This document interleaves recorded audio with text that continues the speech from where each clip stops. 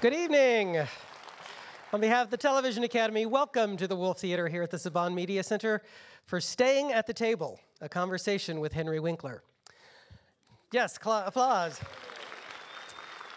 You know, we've done a number of these conversations with over the past several years, and when we reached out to individuals about being with us tonight, whether they had worked with Henry as an actor or a producer or a director, they all kind of had the same thing to say. He was one of the most gracious individuals that they had ever worked with. And I think that's always great to hear. It is. Wasn't really surprising to me.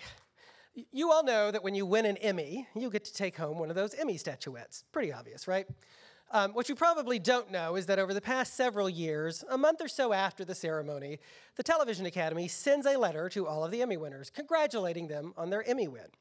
And with that letter, we send an exclusive pic or two commemorating their Emmy-winning moment. You can't see these pics anyplace else. They're just for the winners. Now, over the time where we've been doing that, I have only ever received one handwritten note back to the Academy thanking us for that pic. We don't expect one, but we have received one, and it was from Henry Winkler. I have it. It's right here. I framed it. I'm a geek. But I framed it so we could always have it. It just kind of shows you who Henry is. I want to thank all of our panelists for being with us tonight. That's, with all their help, that's how we are able to bring you these types of presentations. I want to give a special thanks to Tom Bergeron. Tom, please applaud. Tom has been a friend of the Academy for a while now. He's helped us out on a number of events. He's hosted quite a few of our Hall of Fame shows. And when we called him, he just jumped at the chance, really because of Henry. Speaking of which, huge thanks to Henry Winkler himself for being with us tonight. Yep. To share a little bit of his life, a little bit of his career, and hopefully just a little bit of that grace. Please welcome Tom Bergeron and Henry Winkler.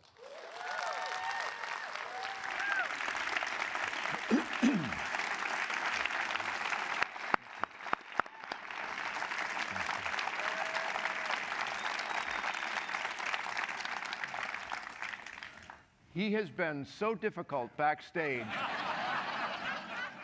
It really puts a lie to all the nice guys.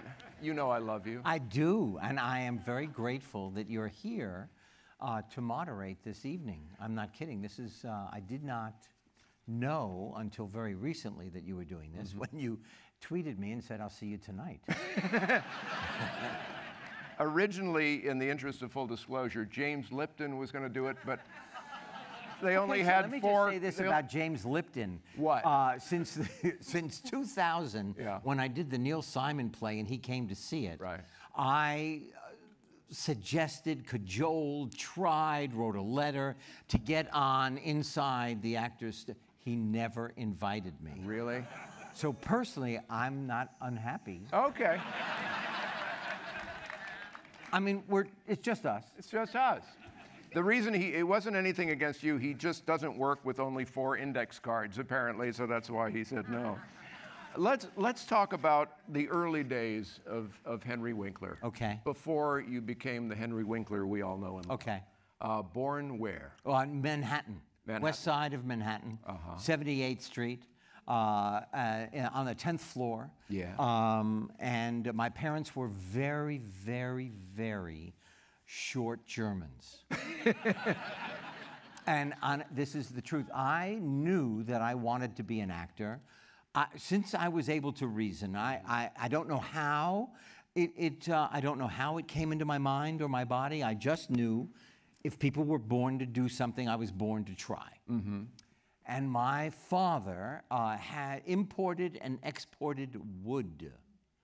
And he wanted me to import and export wood. And oddly, that didn't appeal to you. It did not appeal to me. And he would say to me, and he spoke languages. He spoke a lot of languages, 11. And I was having trouble in English. Right. And he would say to me in 11 languages, at least once a week, why do you think I brought the business over here? And I said, besides being chased by the Nazis, was there like a bigger reason than that?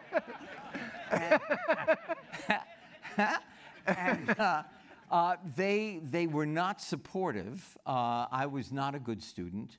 I took geometry for 4 years, same course.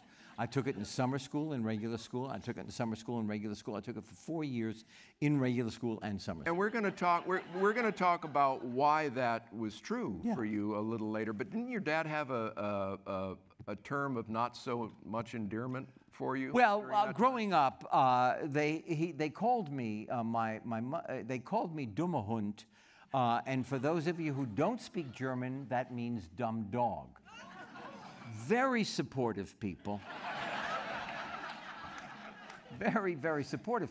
But, you know, I was just taking the geometry. Right. I finally passed it in the summer school of my senior year. I did not graduate with my class. I was told I would never achieve. I didn't walk down the aisle with the thing. I didn't move the thing. And I got my diploma in the mail. Yeah. And that was the end of July, 1963. Wow. From that day until tonight, not one human being ever said the word hypotenuse to me.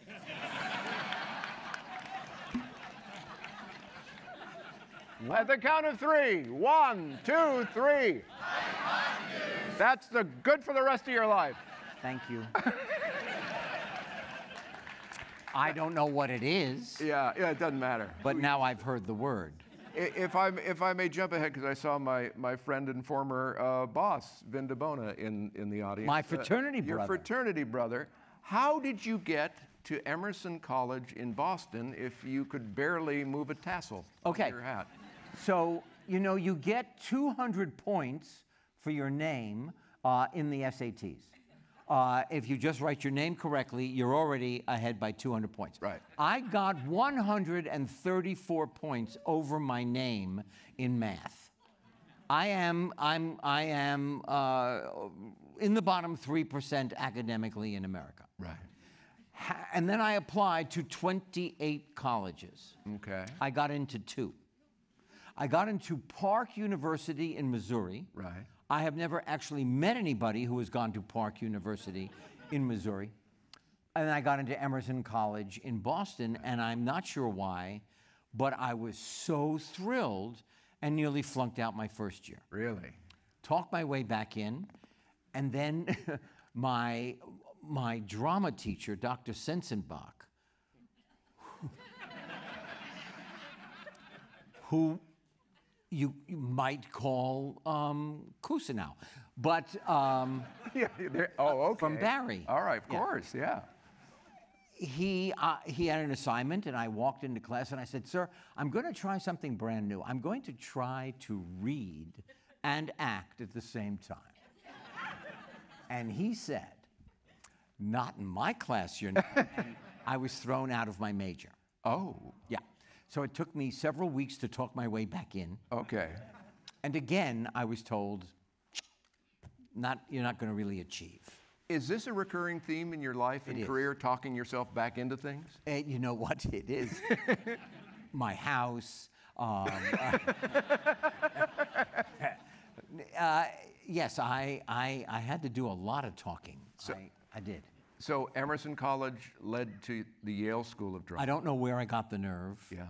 But I did try out for I auditioned for the Yale School of Drama, and I was doing a Shakespearean monologue, and it was Launce and the Dog, except I completely forgot the monologue, and I said, Launce and his dog, and then proceeded to make up Shakespeare. Ad-libbing and iambic pentameter. I ad-libbed myself into oblivion. Wow. But they said yes, and I then, with 25 actors, started, 11 finished, and 3 were asked into the professional company at Yale. I was one of those 3, and I made $173 a week being a member of the repertory company, but the dream that I had when I was 7 was now starting. Wow. My parents... Yes, applaud a good dream starting. Absolutely. My parents called me at pretty much the same time and said, yeah, they're taking you, your sister, and what's his name?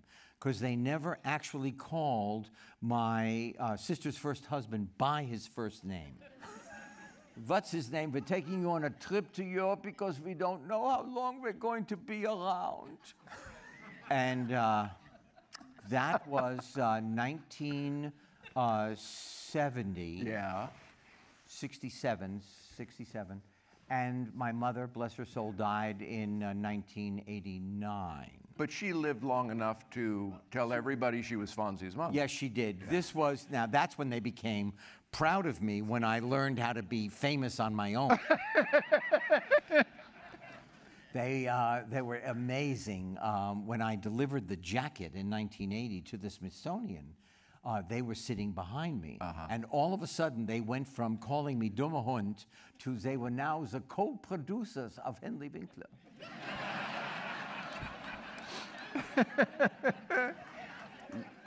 I didn't care. Yeah, yeah. It was a little late. Yeah, a little late. Yeah. I remember, and we'll talk more about the time we worked together, but I remember during that time you telling me some of those stories. And Yeah. it's a lot to get over. Yeah, stay with me. I will. Now, when did you first come out here from Okay. the West Coast? East So Coast? I made The Lords of Flatbush with Sly Stallone and Right. Perry King. By the way, your first leather jacket, right? That was Didn't you my have first to- leather jacket. First leather jacket. Yes, I was called Butchie in that film, and it's the only time that my career intersected with Richard Gere, because he was let go of that film, and I then got his part. Really? Yes. Okay, I did not know. And then I saw him once at a Gary Marshall function. That was about it. Was he still bitter? He was not bitter. He gave me a hug that was so intense, I lost some waistline.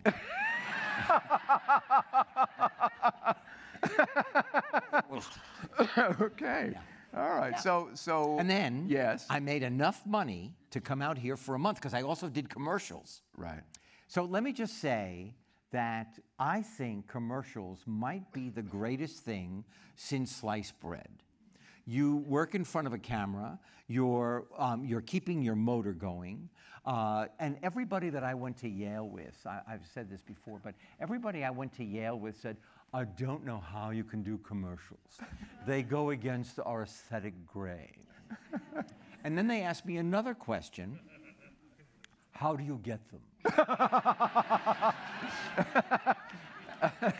Because I was earning a living, and I Yeah. did not have to do a job. I could do plays for free Right. at night at the Manhattan Theater Club or something, and and it was. I think they are brilliant and important and an incredible way to earn a living. And without your commercial work giving you enough money to come out here. Right, I had $1,000. Yeah. I came out here for a month. Okay. A week into coming out here, I auditioned for the Mary Tyler Moore Show. I think we have a picture of, yes, you on both the Newhart Show and the Mary Tyler. Look at you. Yes, I was going to wear that suit. You got Michael Douglas's haircut.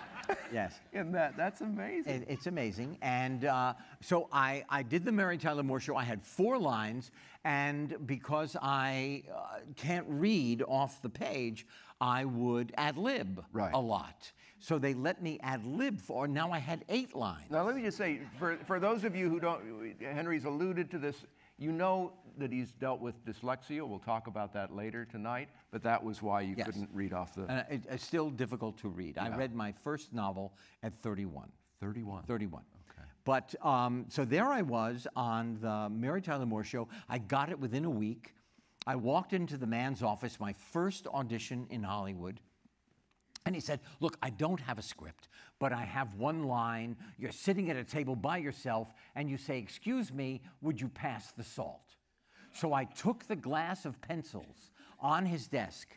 I poured them out. I picked up 1 pencil. I clinked the glass. I said, do not get up. And when you have a moment, could you pass the salt? Yeah. And by the time I got back to the Sunset Marquee off of Sunset Boulevard, I had the job.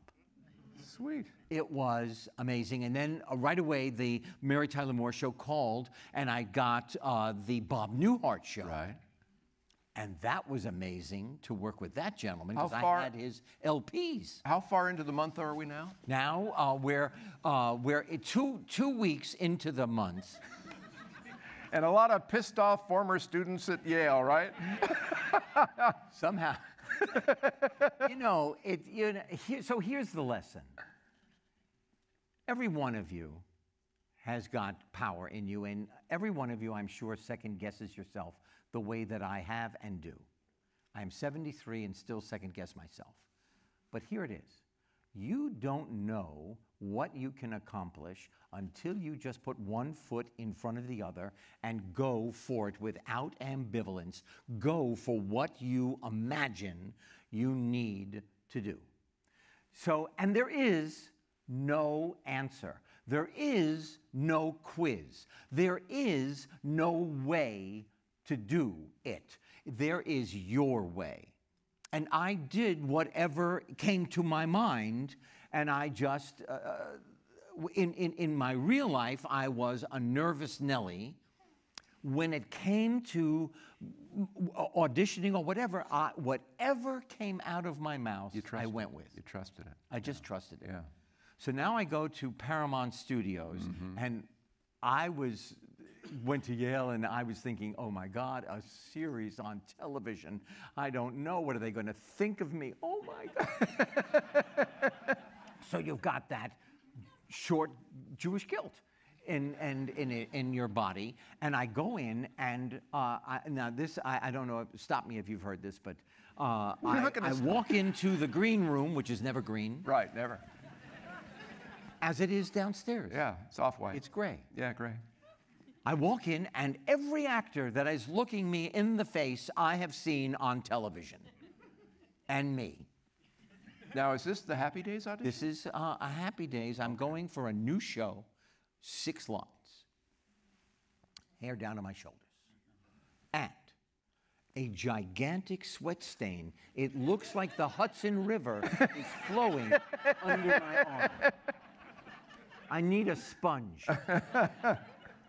And I walk in, Gary Marshall, Tom Miller, Eddie Milkis, Millie Gussie was the head of casting at that time at Paramount Studios, and about 12 other people. And Pasquale. Pasquale is going to read with me.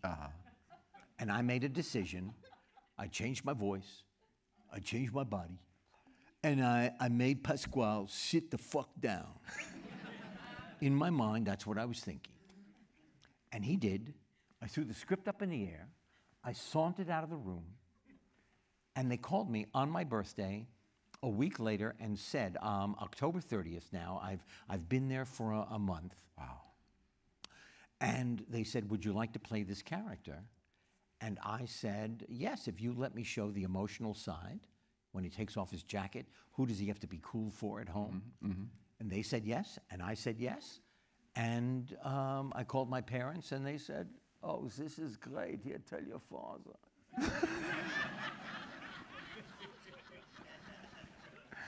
My father, the same guy, when we were invited, my wonderful wife, Stacy, is here tonight. And when we were invited to the White House, the Carter White House, my father said, yeah, take cake. Take cake. Take cake.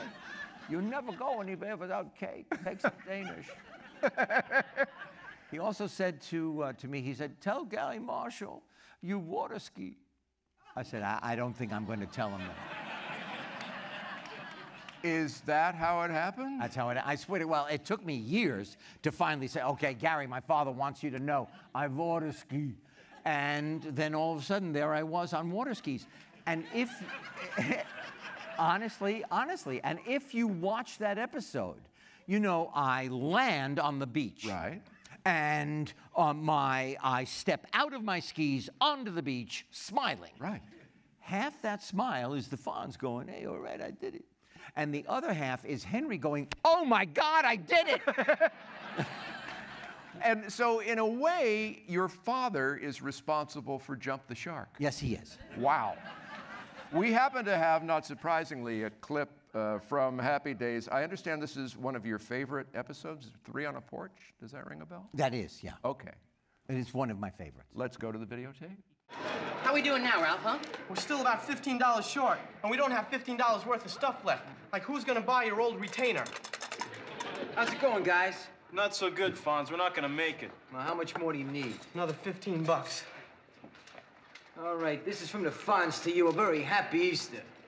All right, now listen up, girls. One time only. Line right up here, kiss the Fonz for $1. Now that's a bargain at any price.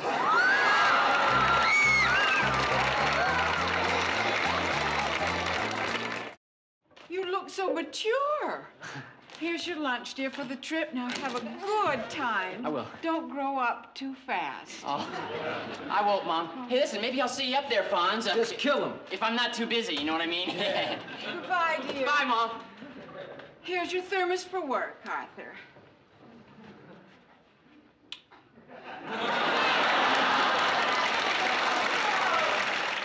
I'm kind of sorry about leaving you here alone like this. Alone? The Fonz alone? Well, you know, I got dates all over these woods. Now listen, you just go and play with your little friends there. Give them a good Easter, huh? Yeah, I'll okay. take care of myself. You make the Fonz proud. All right, Fonz, thanks a lot. Yeah. You kidding me? I got Cloris across the lake. I got the Forest Ranger's daughter over the hill. I just don't want to overdo it, that's all. I think maybe I'll just sack out here, snuggle up with the fire, play cowboy for a while.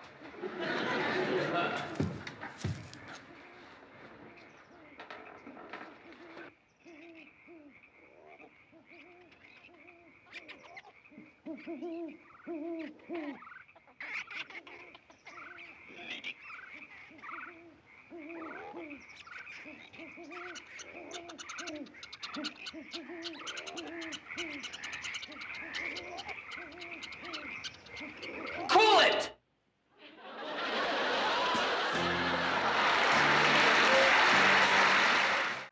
Joining us, Marion Ross, Mrs. Cunningham. So good to see you. Mrs. C. Yeah.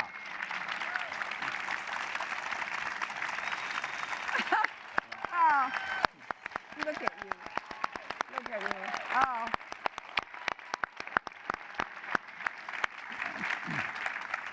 The thing that strikes me when I see you two together, Yes. and we had done when we did Hollywood Squares, we'll talk more about that later, but is the warmth that has been sustained over all these years. And I get the feeling that's true among all of the cast members on the show. It is true, except that whenever I needed guidance with some wisdom, I went to Marion. Marion is one of the great women of the 21st century. There you go. Thank you. Marion, what were your first impressions, if you remember them, of Henry Winkler? Oh, right from the get-go, although he would talk to me and talk to me so much, and if I was interested in something else and turned away, do you remember that? I would say, it was a long story, and I would turn away, talk to somebody else.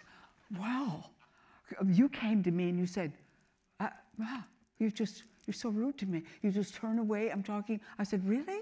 Yeah, I had no idea, you know, because we bonded very, very instantly and very importantly. Over rudeness? No, because Henry was so sympathetic. Yeah. He's such a tender soul. You know, he's such a wonderful actor. So he was an oasis for me, because this is all men, all these tough guys. And Tom Bosley was a tough guy with me. He was a tough guy with me. So Gary Marshall was an angel, but it's a lot of guys. So I could talk to Henry and tell him things, and you would tell me things. So he was a very important pal for me. Do you think we are still pals? That your relationship off camera developed that way? Did that lead to how lovely the relationship was on camera between the Fonz and Mrs. C? There always was a simpatico Yeah. between us just as human beings. Right. And then we had a wonderful rhythm in our senses of humor, too, that we could improvise together in a scene, and wherever I went, then Marion would pick it up and take the ball and make the shot. It was, we just had a really wonderful And time. because we had an audience like this, it made such a difference to our show. The audience was so responsive, made us feel so happy all the time. I'm wondering though, a close cast, that's great.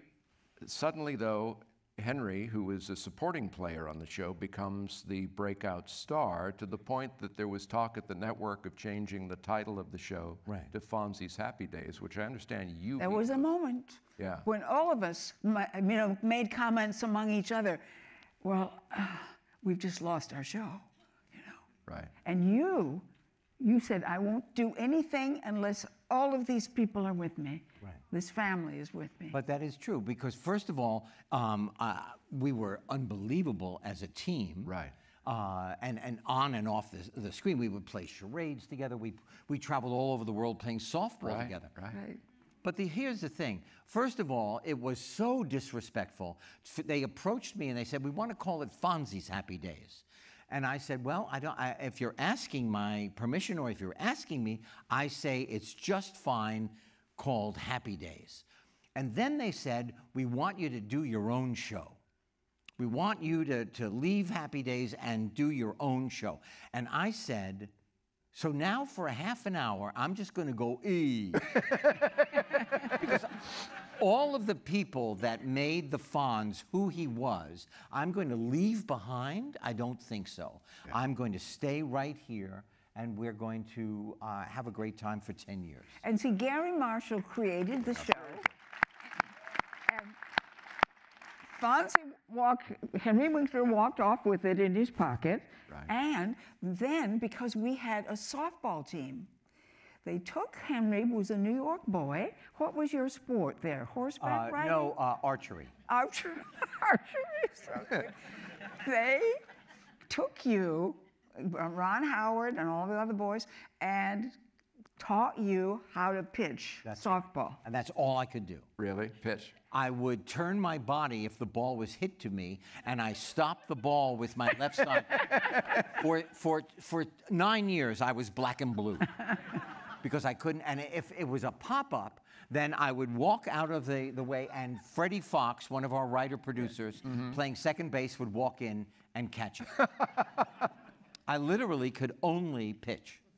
That's amazing. It was the most unique device to keep us all together. Yeah. To play ball. Yeah. I have my own bat with my name on burned into it. Really? I have my own mitt, you know, and I could hit. But it was very hard to go from that position to take off to go for first base. I would practically land on my nose. If I could get there, what I would do is I would run with my arms up like this, so they're going to overthrow first base. You know, I would get on. Then the rest of the guys could get me in. Well, unfortunately, we don't have any video of your softball antics, but we do have some video evidence of the camaraderie and cut-ups on stage at Happy Days at Paramount. Let's take a look at that. Well, aren't you sweet, Arthur? Yeah. How come Richie doesn't have to go? Because he's older than you and he can take care of himself. Well, every time we leave him alone, he locks himself out of the house. I don't lock myself out. Yes, you do. Oh, never mind, dear. Here's some cookies for you. Just for the trip, so you won't get cranky. Well, they're all crushed. I know. Every time I go to the supermarket, some old man knocks my cart over. Well, don't go to that market. I won't. I just hate that store. I heard this morning this...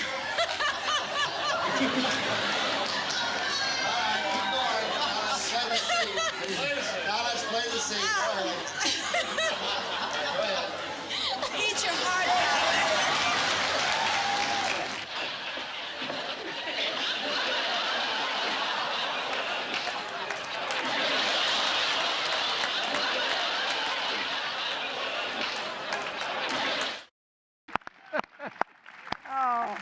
Oh. Good times, good times. We had really good times. Oh. I had a wonderful time. Ron Howard, how did he take you becoming such a breakout star? He drove a VW Bug. Mm-hmm. And in the 4th year, we did, the opening was a 2-parter at a dude ranch, right? We all went to the dude ranch. Yeah. And he drove me home. Uh-huh. And I said, Ron, we got to talk about this. So how do you feel? And he said, well, I came on as the star of the show. Your character has taken over. You have done nothing to do that except be a good actor. You have had no attitude on the set about what is happening to you.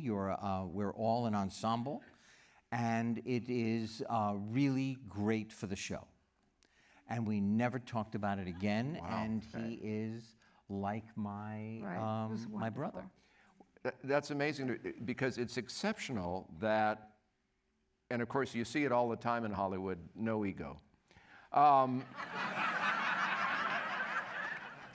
But it's really, truly exceptional that the 2 stars of this show were grounded enough in the reality of what it takes to produce a show that your ego didn't destroy it. Well, you know, he was a very powerful being.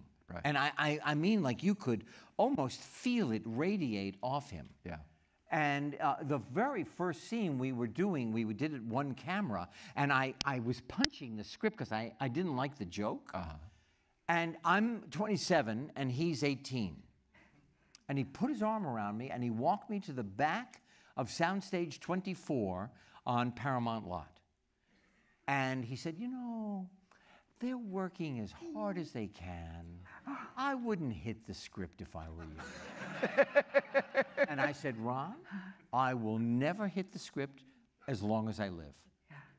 And he had a wisdom about him also, and we had an unseen thread between us when we would do a scene together. It was uncanny, I think. But Henry, I want to give you a lot of credit because for you to come in there and take that show away from all of us and then be such a gentleman and make a family out of all of us, it was extraordinary display of real deep talent. Absolutely. Real deep talent. Well, I'd like to give that show back. I don't have it on. Let me just say, we could spend the whole time talking about Happy Days, but there are so many other scripts that you came across that you didn't hit, and we want to get to some of those. And Marion Ross, such a pleasure to have you here with us. Thank you. I want to move on, if we can, to another role you played.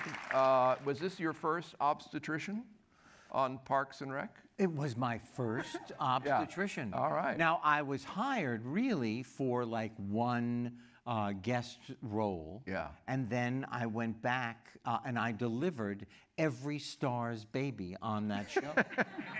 It was, I was grateful and it was amazing. Well, you never forget your first. And my children. Yeah, My well, we children. happen to have a little example of that. Let's go to Parks and Recreation. What could you possibly need at 6 in the morning? We couldn't read your writing, and we need to know the sex of our baby. I'm watching cartoons with my son. Daddy? And Elmo Fun One is on. Stop it. Hey, what's up, beautiful? John Ralphio. I live in the guest house. What do you say you and I get together in a special way? I'm pregnant. The more the merrier. With my baby. Well, you can come too, beautiful.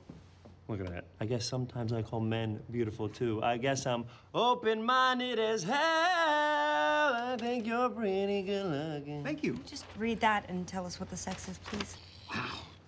It looks like the chicken that wrote this had a stroke on the paper. You know, listen, I kind of remember, but I don't want to say anything that's wrong.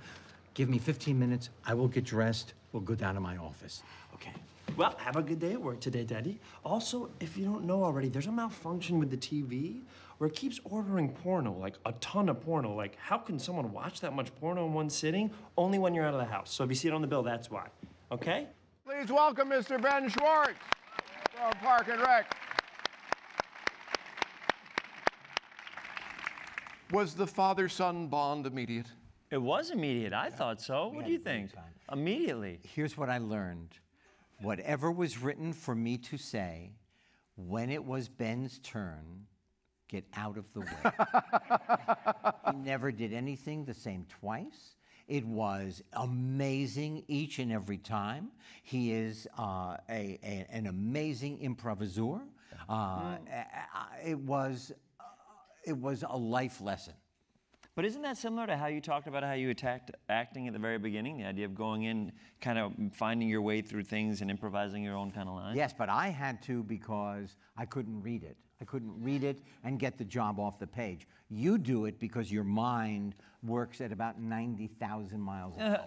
You're very kind. And this is being recorded for something? Yes, it is. Okay, great.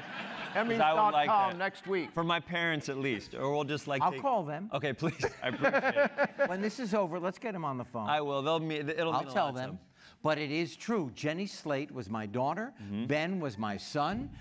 And then you just fireworks would go off, and I would kind of move to the side. No. Oh, I couldn't look in his eyes because if I did, I was gone. I looked him in the forehead.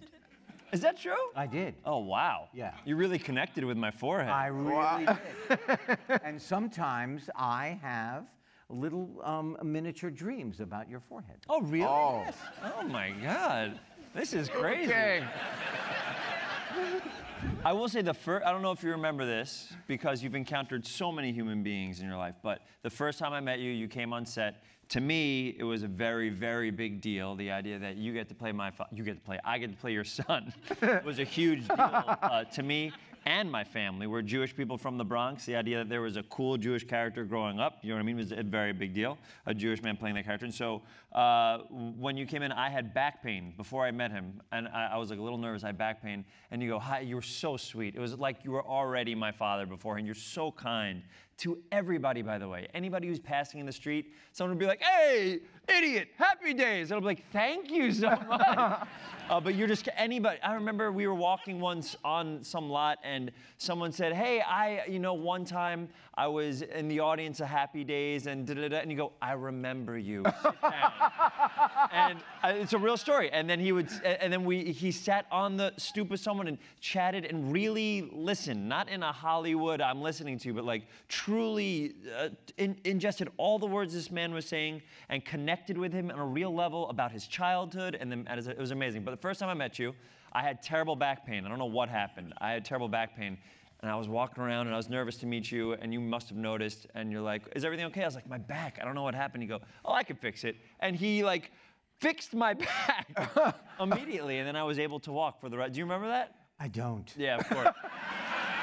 And then when the shoot was over, I called my parents. Like, how does Henry Winkler? I was like, motherfucker fixed my back.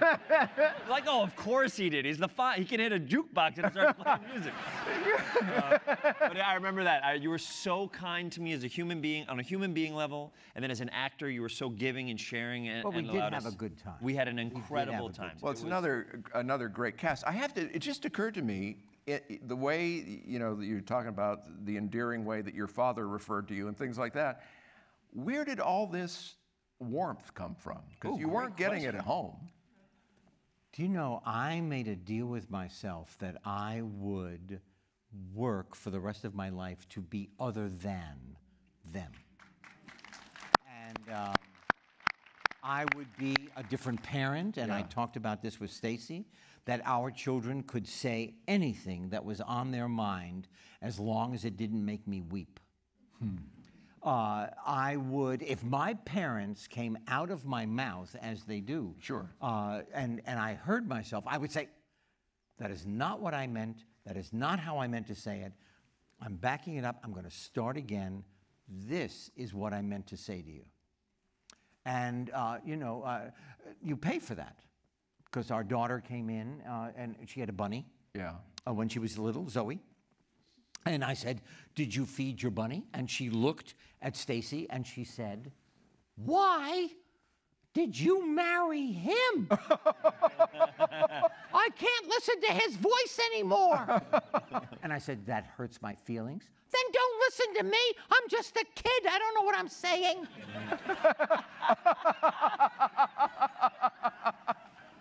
Also, master impressionist, by the way. Yeah, really. That sounds exactly like Zoe. Really. Of the two of you, if that sounds exactly like Zoe, I'd have more issue with her voice, I think. Let's talk about, because the range of other roles that you played, it wasn't just Parks and Rec. It's, we've got, I think, photos representing a number of them, from Children's Hospital to, of course, Arrested Development, Barry Zuckerkorn, Children's Hospital, Cy Middleman, Royal Pains, Eddie Lawson, and The Practice, Henry Olsen. Any favorites among those? No. Everything I do, I think, okay, this is my favorite. Okay, right now is my favorite. That's what you said on set, because I asked you that. So you weren't lying. No, This is really nice. All right. Yeah. But it is true. I had a dream. I'm living my dream. I'm 73. I'm living my dream. And I am grateful. And I think that gratitude is what has grounded me. I also just understood that maybe there is an emotional component to being dyslexic where you cannot believe, I could not believe people were talking to me about me if they liked something that I did, if they liked The Doctor, if they liked The Fonz, if they like Gene Cousineau on Barry. Right. March 31st, it comes back on. Yes. Did I say March 31st? You did. We'll say it again, too. On HBO? Yeah. Did I say that? Yeah. On March 31st? No,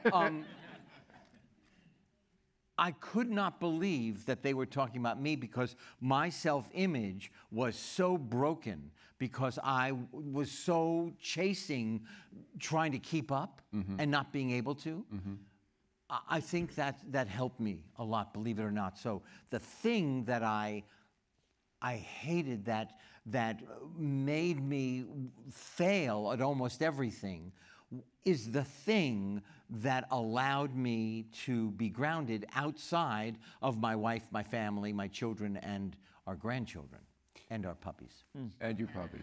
When you were nominated in 2000 for the Practice. Yeah. You know how that came about? How? I did 2 episodes about this dentist who liked to squash bugs. No, he liked women who squashed bugs. Oh. That got him off. That's a thing? And then, yes, it's a thing. And then I went to prison for my son. And I then went to all these airports, and people would say, so what happened to you? And I called David, the executive producer. David Kelly, yeah. David Kelly. And I said, David, everybody is asking me what happened. And he wrote me the 3rd episode. Oh, is that right? And I was nominated for that. Oh, wow. Yeah. Wow. That's amazing. Yeah. It's also incredible if you look at the stuff you've done, which I've seen all of this. You have been so funny for so long in so many different ways. That, for me as an actor, is so inspiring to watch. Because I remember watching Arrested Development for the first time, and then watching you on Children's Hospital, and the idea that you can come in and out of drama as well. It's incredibly inspiring for us to watch you do that. And yeah, that one person can absolutely clap. But it is, to be that good for that long, and then to be so kind and to teach anybody that is younger than you that this is the way that it should be done here, no matter what position on the crew, no matter what position on the call sheet you are, be kind to one another. We're all humans, and and we're so lucky to be where we are. It's a lesson that you teach everybody that you talk to, and it's very important, and I think just incredible. Yeah. I remember the 2 of us. Alan Alda, right? Yeah. Yeah. Your name is Alan Alda? I loved you and Matt. You were on MASH. I was on MASH. I created that role and then decided, you know what, this is a little much, so I left and Alan took over. So, wow. That makes up for that makes up for stealing Richard Gere's role, doesn't it? Yeah, yeah. And then I wore it in The Waterboy. Oh, okay. Oh, yeah, you were in The Waterboy. I was in The Waterboy. And if you guys want Henry to explain any of the movies he's been in, he'll do episode-by-episode breakdowns for you. Do you have one of those memories that you can remember almost every single episode of Happy Days you've done, or aspects from those things? I can remember aspects of everything that I've done. Yeah. Wow. Except fixing your back. Yes. Yeah, that's the one thing. No, but call me.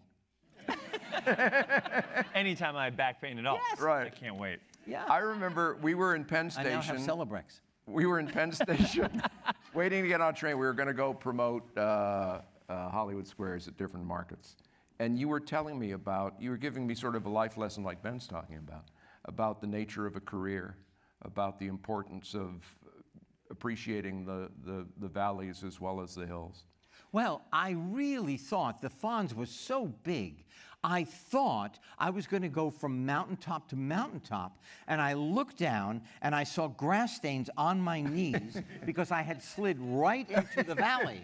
And then for 9 years, that's when I became a producer, because for 9 years, I really couldn't get hired. People would say, wow, he is so funny, and what a lovely fellow, but he was the Fonz. Right. So I did not get hired. But then you started producing, and I did. Among the shows. And one of the first shows that I sold with a gentleman who's no longer with us, John Rich. Yeah. Who was really idiosyncratic. And then when Vin came out in Hollywood, we worked together for a while on MacGyver. Yeah, yeah. Yeah. Yeah, absolutely. Are you involved in the remake at all? I am. You are. I am. First of all, they had to. Yeah, right. Yeah. But I go when I can, and I knew what I could do as a producer, and I could work on a script, I could cast, and I could edit. And so I go sometimes when I am not working, and I go to Paramount and edit MacGyver. It's run by Peter Lenkoff, who is brilliant. Excuse me, I just burped. That's all right. Yeah. You could have got away with it also. Yeah, You didn't have to say anything.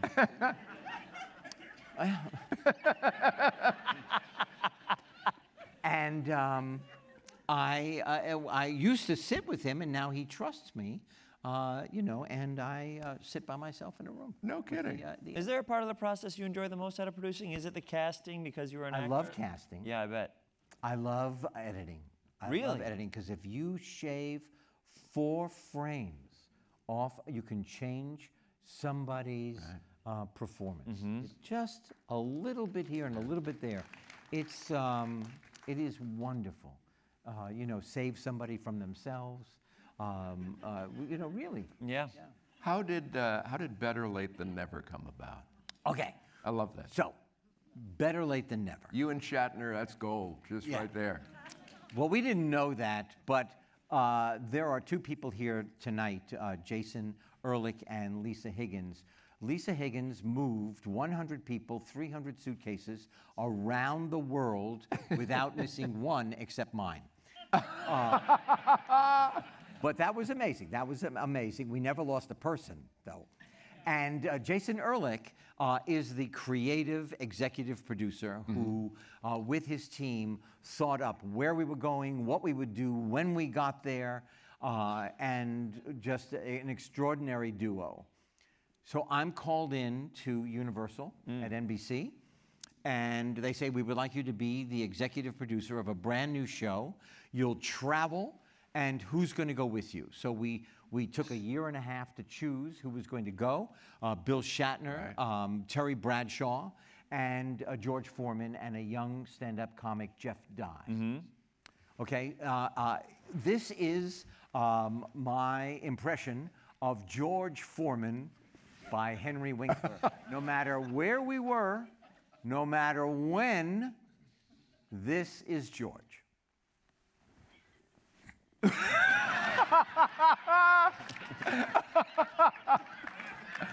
Terry Bradshaw, listen up, America. TB here. Hey, how you doing? I got a personality as big as Oklahoma. And what you see is true.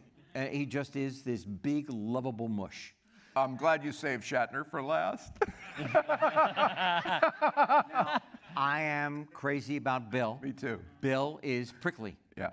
Bill has read every book written by a human being on the earth. Wow. And when you're in the van, he wants you to know what's on every page. If you can't nap, you are dead. And also, Mr. Warmth. Yeah, he is. Yeah. We're in Tokyo. I am a small Asian woman. Uh-oh. Uh-oh. Mr. Shatner, I love you. I have seen everything you have done. Hello, could I just have your autograph? I am now Bill. I am now me, Bill. This wonderful woman is standing here. Ouch. Could you just say hello? I am now Bill. Wow. Yeah, I must have caught him on a good day, I guess. Yeah, yeah. He's a cutie. He's a cutie. He's a cutie. He is. That's He great. really is. William Shatner is a cutie. I love it. Ben, I want to thank you for being part of this evening. By the way, to be right here for this one-person show is my favorite thing. I feel like Henry should do a Netflix special or something like that. Oh, yeah. Just like, right? Yeah, absolutely. Or just the idea of telling all your stories and doing your characters. Yeah, no, this is just fine. Okay. But just before you leave, could I see your back?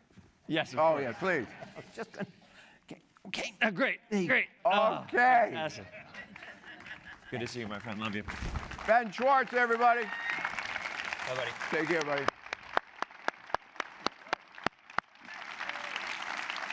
Ben is also, he is part of an improv group at the Upstanding Citizens Brigade. Yeah. And I hope that's the way you pronounce it. And he invited me to go. And the young gentleman who is on Silicon Valley, who is also on the Verizon commercials, that wonderful, who is one of the fastest minds in the world, maybe. And they asked me to come and be part of the show. And I, like a moron, said yes. And when I saw what they were doing, I tried to blend into the brick wall. I wouldn't say one thing, and then Ben pulled me out, and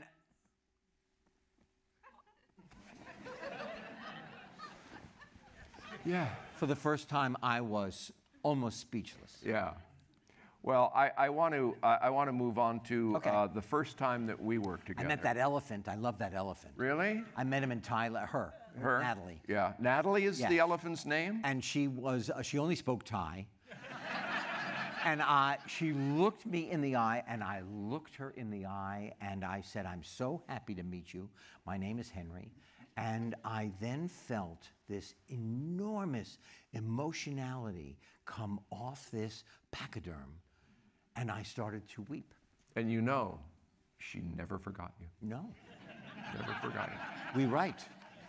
They paint, you know. We have some other people who remember you so fondly. Who? We're going to find out. Let's go to the tape.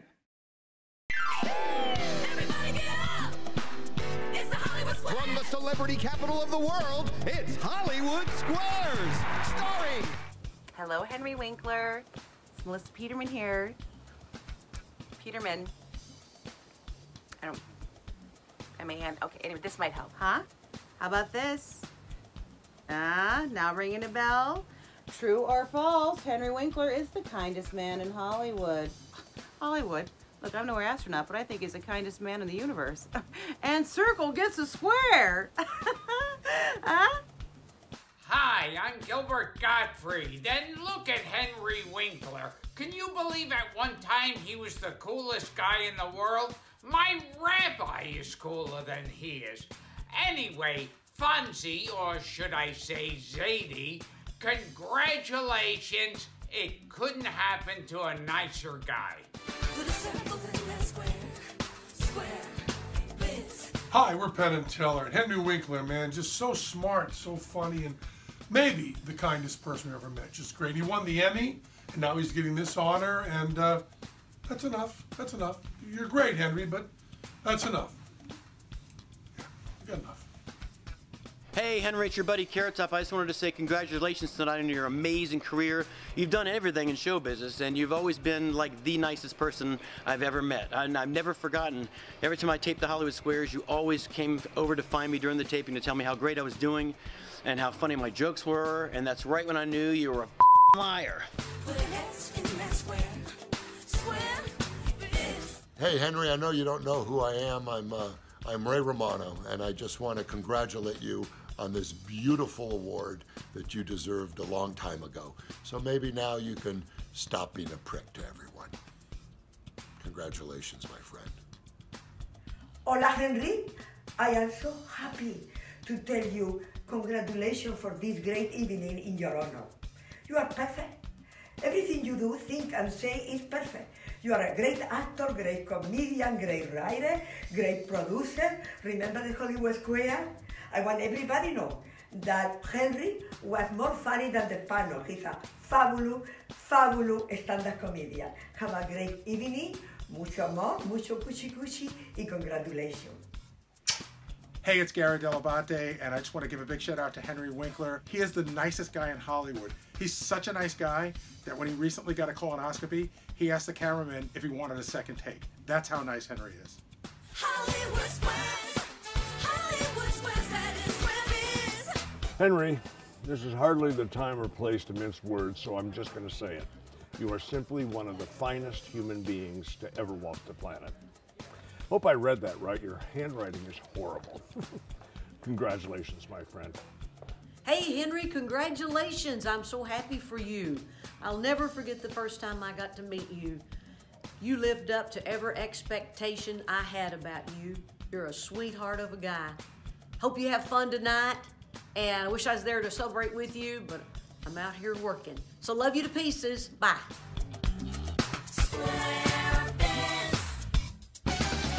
Joining us, Michael Levitt, who co-executive produced with Henry.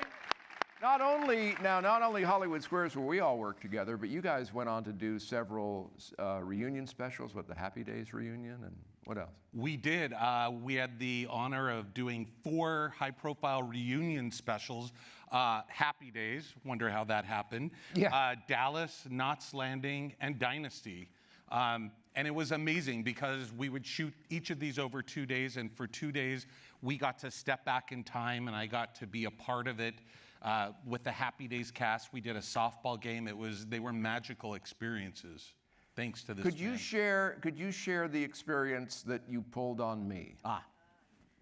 Yeah, so when Henry and I took over Hollywood Squares, we created a lot of theme weeks. That was our thing, and we knew that April Fool's was coming up, so we thought that it would be really fun to play a joke on this man, Mr. Tom Bergeron. So Henry and I conspired together, and we came up with the idea of hiring 2 actors to play contestants. One would be a teacher, a female, and the other would be a belligerent, drunk contestant who throughout the episode would get unruly. And the ruse for Tom was that it was Teacher Week on Hollywood Squares. So Henry and I were at the producer's table with our headsets watching Tom sweat profusely through the episode, but handling it like a pro. And then we recorded, obviously, on breaks. He would walk over, and we had a mic to go, "What's going on here?" And it was just amazing. And I know you are very fond of that episode. I'm very fond of that episode. And my wife, because we live in Connecticut and here, and she was in the booth with you. And I think there was some point, Lois told me after, that you commented to her, "He's not going to stop." And all I thought was, this is crazy shit. But if I can get 22 minutes of it, we're going to air with it. So if you follow Tom on social, every April 1st, he posts that clip, and it's amazing. And when you finally told me it was an April Fool's joke, to the thrill, and none of the Squares knew. Penn and Teller didn't know, and nobody knew. Yeah. My initial response was just pure admiration that you guys had pulled it off. It was great TV. I have to also say, Henry, before we move on, because I want to talk about the Hank Zipzer books. My wife, because of the shows I've hosted over the years, has met a lot of people. It's wonderful. The only person that she got flustered talking to on the phone was you. I was at the house in Connecticut. I came back from the gym. It was before we were going on the press tour. And my wife said, I just talked to the phone. It was so sweet. And I tried to get him to do a little Fonzie for me. You know, we're hitting, how many cities did we go to? Like 4 or 5 cities? Something. 6, yeah. And we're on trains and planes. Give me a little something. Nothing. The only thing you ever gave me was the day after Lois and the girls came to see the show on a Saturday. They had to fly back to Connecticut. So Sunday I walked into the studio.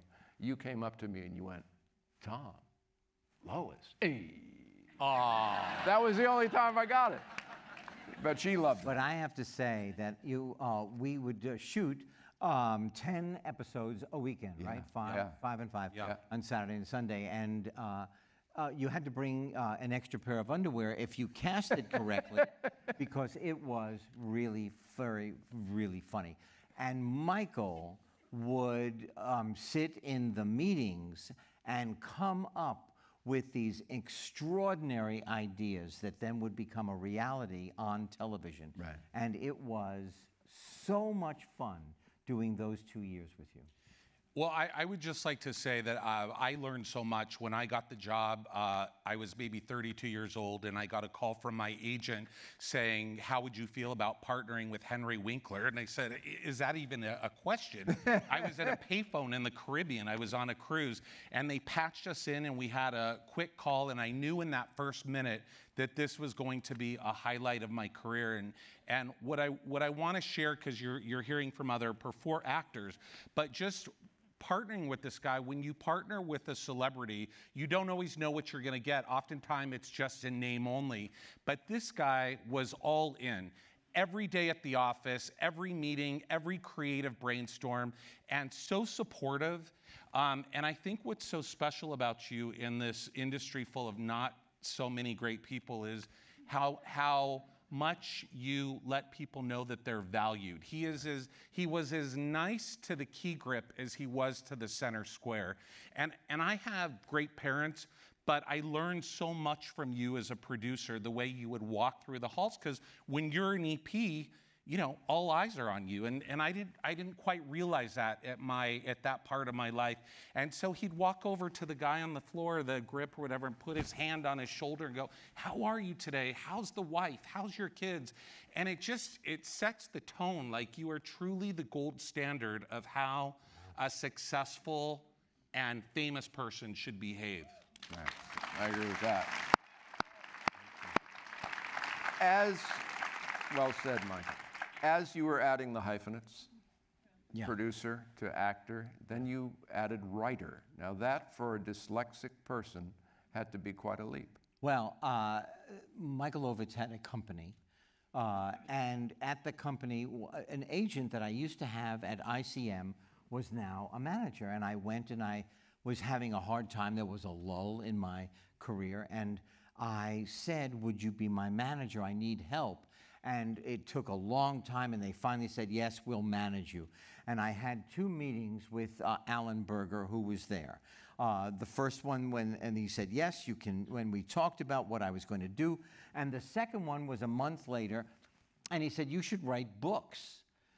And I said, I can't write books because I'm a dumme Hund. Because if you say that often enough, and when a child is young enough, or anything like it, we believe it. Right. And so finally, I went back 2 days later. I said, I cannot write a book, but the company was imploding.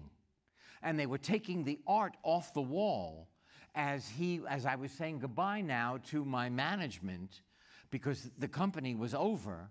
And he said, I'm going to introduce you to Lynn Oliver. We met for lunch. You know Lynn? What a woman. And we have written 34 novels together. Wow. So that's why when I say to you that you don't know what you can accomplish until you just try, I'm not joking. I'm living proof. Right. You know, and now we've just finished the first novel of a new series that will be out in the fall. Is this with Hank as well? No, Hank is over. Hank is 28 novels long. Right. And the newest one, the last one, is called Everybody is Somebody, because I would lie in my bed thinking, am I ever going to be somebody? I'm failing at everything. What have you heard from people dealing with dyslexia who have now a young hero in Hank Zipser? dealing with it too. Parents say my child has read their first book they would not read. Kids would say, how did you know me so well? And all I was doing, it was easy for me to tap into the 8, 9, and 10-year-old who was failing. Right. And as I walk around Lynn's office and talk and she types, I became that. And I lived it. And then the humor we do together, and it's exaggerated, but the emotion is very real. Great stuff. And Michael, so good to see you again. Oh, my, too. thank Thanks you for very being part of much. this. Thank Stay you here as for well, just a Tom. sec. Yes. Wow. Wow. Thank you, Michael. Take care, Michael. Let's move on to We just had a special on last night. Oh, the pet rescue on Hallmark. rescue. Yes, Yeah. yes. Yeah, you're welcome. He's a big. That'll be $25. Let's talk about this little role that you auditioned for. Yeah. Gene Cousineau. Yeah. On Barry. So, Stacy and I are driving down Ventura Boulevard. We just had an estate planning meeting. I didn't understand one word that 3 people in the room were telling us about how we had to deal with our children and what would happen, you know, if we died. And then I got a phone call, and they say you're on a short list. And they want you to come in. Who's they? Bill Hader. Oh, I watch him every Saturday night. Right. HBO. Oh my goodness. I said, is Dustin Hoffman on that list? Because if Dustin Hoffman is on that list, I'm not going in. Because he's going to get it. They said no. And I went home, and our youngest son, Max, was there when I got the script. And he literally directed me, because he is now a director. Yes. He said to us when he was 10, after seeing Bottle Rocket, he said, I'm going to be a director. Really? And he kept his word. Yeah. He just finished his 3rd movie, and he directed me for the audition. So I went in, and I'm sitting in the chair, and Bill Hader has a coffee and a script, and he goes into the, don't rush, make yourself comfortable. Okay, and I'm just sitting there waiting. And I go in, and I made him laugh. And I go home, and then you don't hear. And you don't hear. Yeah. And you continually don't hear. And you think your name has just slid right off their consciousness. Then I get a call from Bill. Hey, want to come in and play? And I'm thinking, I sure don't. If you're calling me because the first one was good, I don't want to screw it up. Yeah. I'd like to stay right here in my house, and of course I would. He sent me 2 scenes he had just written. I emailed them immediately to Max. He now directs me on the phone. Oh, that's great. Dad, there's an exclamation point. Dad, let's not make it up. But Max, that's what Dad, let's respect the writer.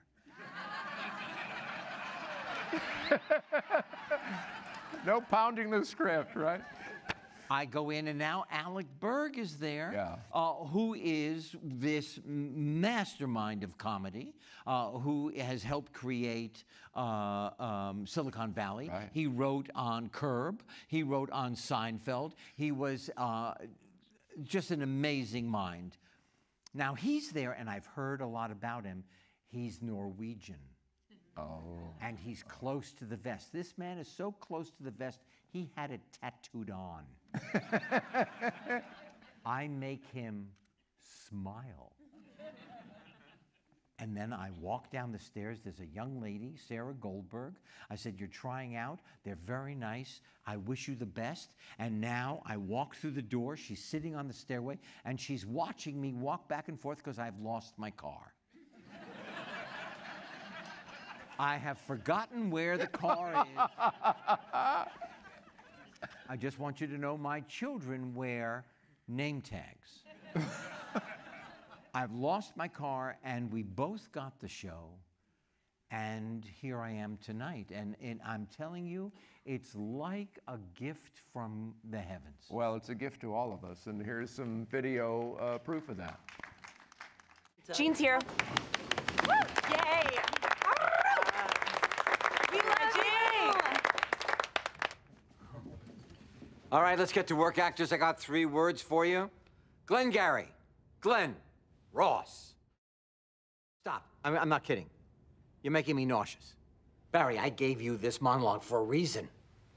To see if you were capable of playing a character with even the mildest set of balls. You know, I'm seeing a trend in your work, and it's disturbing. And it's this. You are deferential to every character in a scene, except for yours. It's the way you read every scene. And if you're going to be an actor, it's a big problem. Okay, listen, I guess what I just thought was that my guy was trying to help these other dudes achieve a goal, right?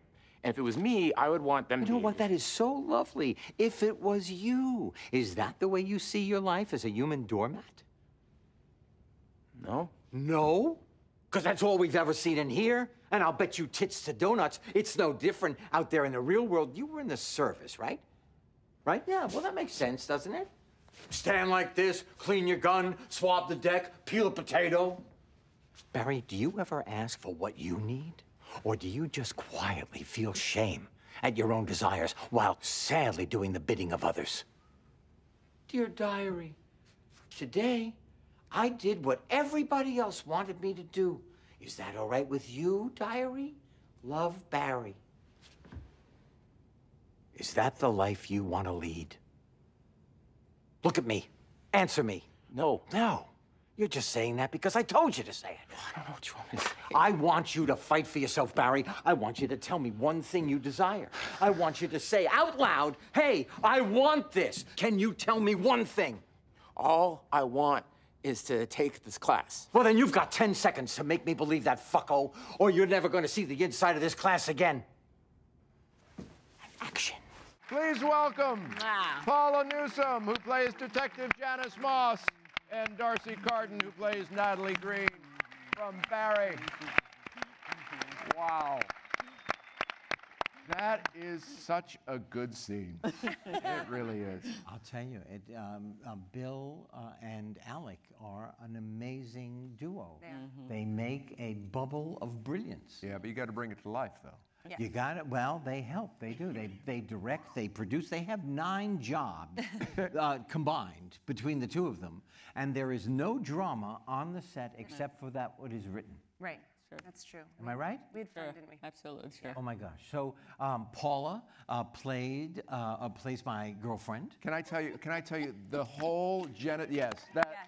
Detective Mom. I know. Oh the one I love it. I can't wait for season 2. I love season 1, but the romance and your courtship and your reticence and that. What was it like to, Stacy? Cover your ears. What was it like to smooch this guy? Cover your ears. I tell you, it was fun. It was like, you know what it was like? I was trying to think of it because I kind of wonder what this question was going to happen. It feels like, you know, like when you're on a trampoline. Yeah. Right, you're on a trampoline and you're jumping with somebody on a trampoline and you like boom down and they bounce up, you know what I mean? And the whole thing is like to ride the wave of like, that's what it was like with this guy. Because it was just fun, it was electric, it was just, and I'll tell you what was amazing. You know, I had heard, you know, he's the nicest guy in Hollywood. I was like, no, whatever.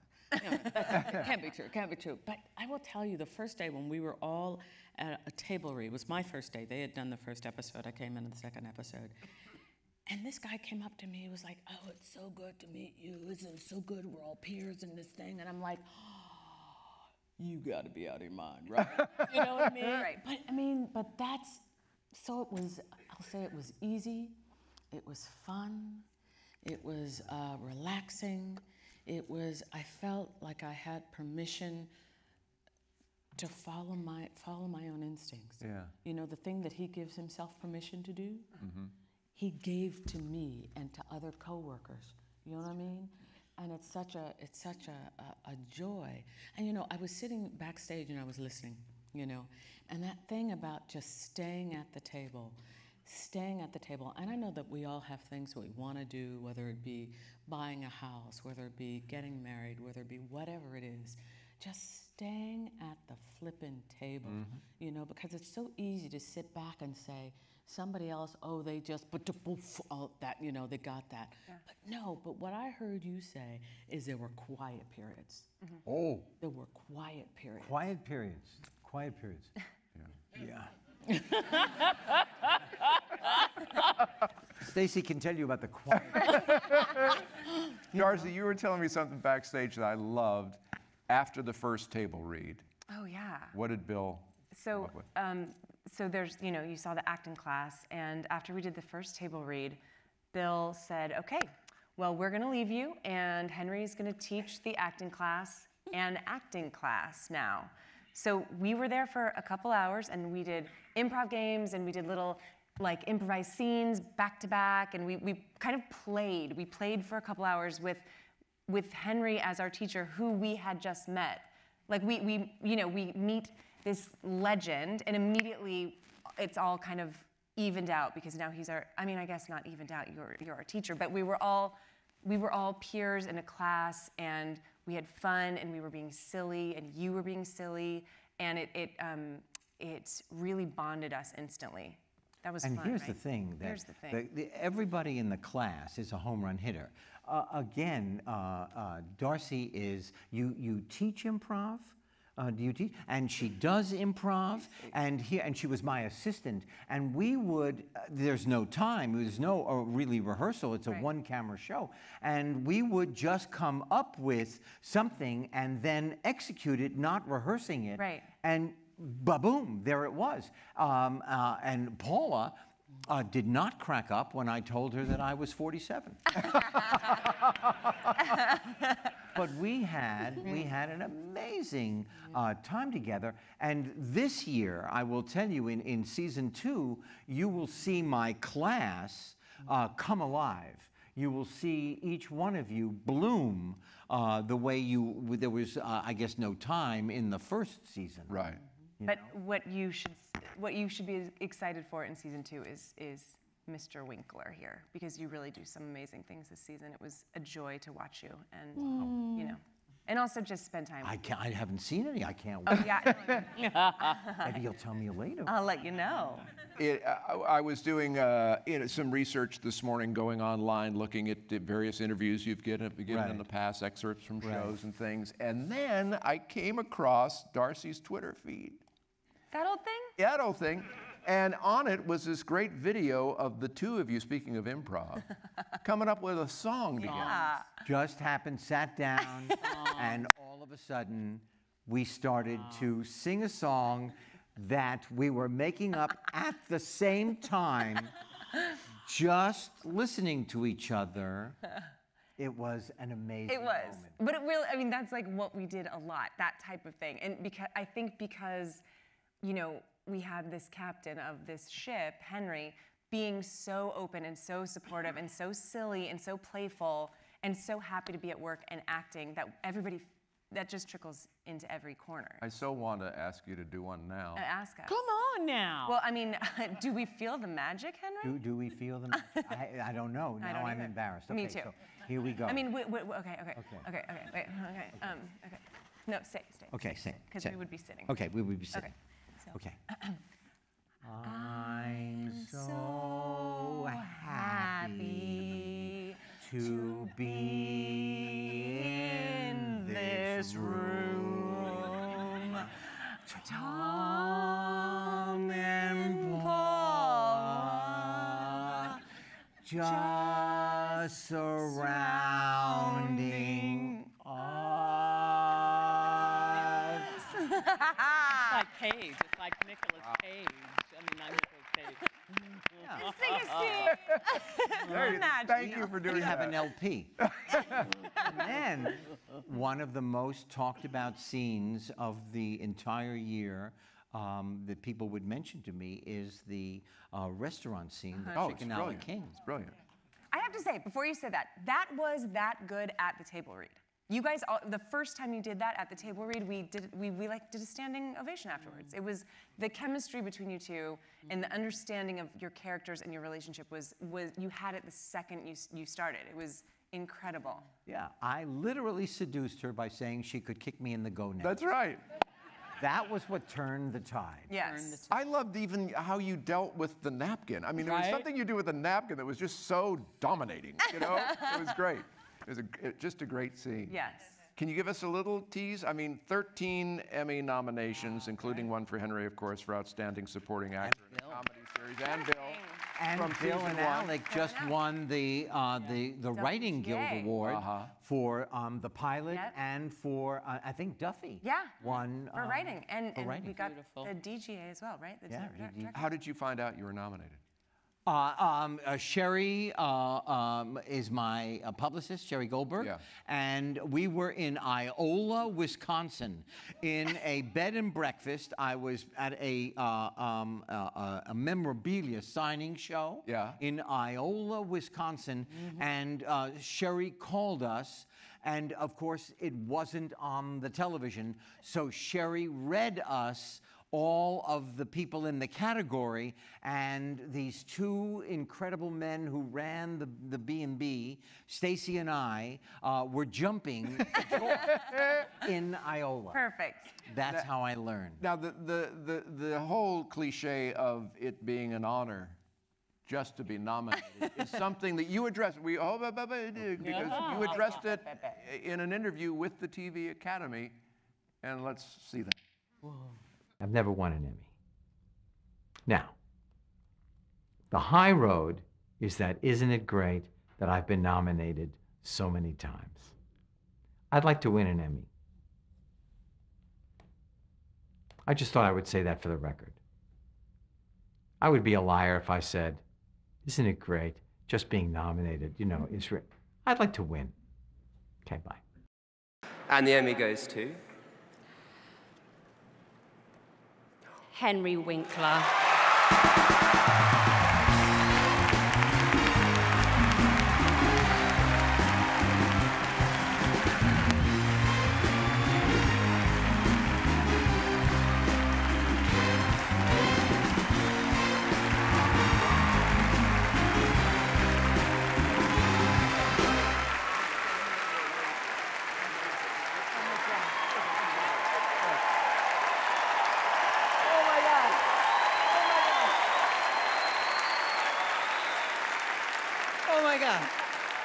Okay. I only have 37 seconds. I wrote this 43 years ago. Okay. Okay, can I just say Skip Brittenham said to me a long time ago, if you stay at the table long enough, the chips come to you. And tonight, I got to clear the table. Emmy winner, Henry Winkler. Now, the thing is that it is true. It is an honor just to be nominated. Sure. And and especially within that incredible category of talented people, that lasts until your tush hits the seat, at which time you forget their name. Oh my God. You just want to get up there and win. Yeah. And I've sat in that chair. Oh, so many times.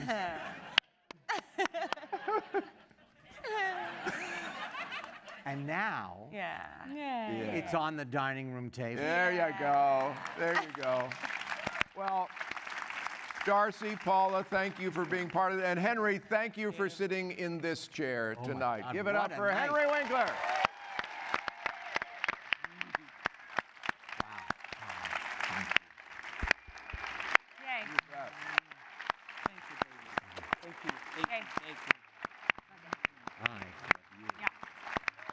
Can I just say one thing? Can I just wait? This is a school night, and you're all here, and I just want to say that honest to God, I am so happy that we got to share this evening together. I did not know what it would be. All I knew was that it was for the Academy, and that I am a proud member of since 1974. And I just thank you. I thank you, those people I know, those people I live with, those people I work with, and all of you who I don't know. Thank you so much. Yay.